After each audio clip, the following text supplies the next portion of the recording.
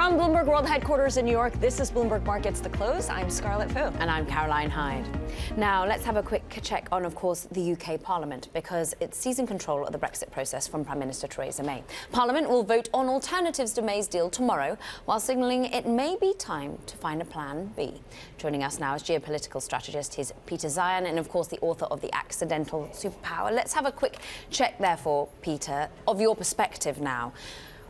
Do you think that we're destined now, it would seem, towards a softer Brexit no matter what happens? I would actually argue the opposite. There's never really been an option here except for a hard Brexit. The way EU policymaking works is every member has a veto over anything that happens that's significant. And in the case of Brexit, that's a big issue. So there was never a deal that could satisfy Spain and Ireland and Germany and the Netherlands and France and yet still make it through Parliament. And now Parliament has basically self-destructed as a meaningful tool of power. April 12th is the day. All right, you said Parliament has self-destructed, yet Parliament has taken control of the Brexit process. So how does this unfold? How will Parliament taking control of it be a better alternative than Theresa May leading the charge? I'd actually argue that we get to the same place. Labour is currently non-functional as an opposition party. You've got a lot of breakup within their ranks. The Tories are in a worse position and nobody has a majority, so there's no way to negotiate even something within Parliament. But let's assume that I'm wrong there. Let's assume that you get a two-thirds majority for some sort of alternative. You still then have to go to the EU, and they're going to say no. You think the EU is going to play serious hardball, but isn't it not damaging to their own economy to be allowing, at the worst-case scenario, a sudden fallout, a so-called no deal? That's certainly nobody's first choice, but the Europeans made their decision 2 years ago when they started the negotiations. And again, there was never a version of this that would please everyone. And unless we get a deal that is spearheaded by the EU now, because the British government is actually out of commission, there's no possibility. Remember, just because Parliament agrees on something doesn't make it happen. It's got to get through all EU member governments. Yes, absolutely. All 27 members as well. You said spearheaded by the EU. Who speaks on behalf of the EU, or who's leading the way there? Who's the most influential, making sure the rest of the European Union follows along?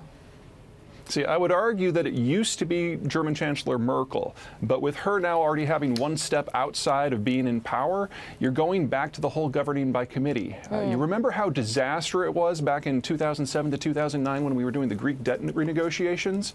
This is that amped up with the European Union facing the United Kingdom as a spoiler. This is far more complicated than anything we've had in the European system before. And since we know what the default is if agreement doesn't happen or if there's competing ideas, that's where we're headed. So, Peter, let's push it forward. Your theory is correct, let's say, in that we do have a no deal, the UK falls out. What then for the EU, the remaining 27, and what then for the economy of the United Kingdom? Well, let's start with the United Kingdom because it's simpler. Theresa May, or more likely her successor at that point, will have to seek a new trade deal with a new entity. That is not going to be the European Union. It took the EU 10 years to get a trade deal with Canada. It's still not implemented. That's going to be the United States. And the United States is going to treat the United Kingdom like a power who has no negotiating power, nothing to bring to the table. And so it's going to be a rough deal that will lock the United Kingdom into the U.S. orbit for at least a half century. Something very similar to the outcome of Lend-Lease back in World War II. For the European Union, we've kind of forgotten everything that was going on in the EU 3 years ago. We had a migration crisis, a debt crisis, a Greek crisis, an Italian banking crisis, a Russia crisis, a Turkey crisis, a Hungary crisis. Well, guess what, folks? The Brexit distraction's almost gone. Europe can go back to dealing with all of these other issues that have all gotten worse. So they can't ignore the other issues, and it threatens to rip them apart.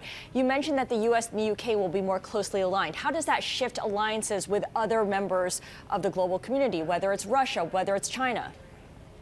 I'd argue that the United States has already functionally removed itself from the NATO alliance and is in the process of piece by piece, with a level of disorganization that only Team Trump is capable of, piecing together some sort of replacement patchwork Frankenstein alliance system. The U.S. would definitely like the United Kingdom to be part of that. It will be a part of that. The Japanese might be involved. Obviously, North America is a special zone of concern.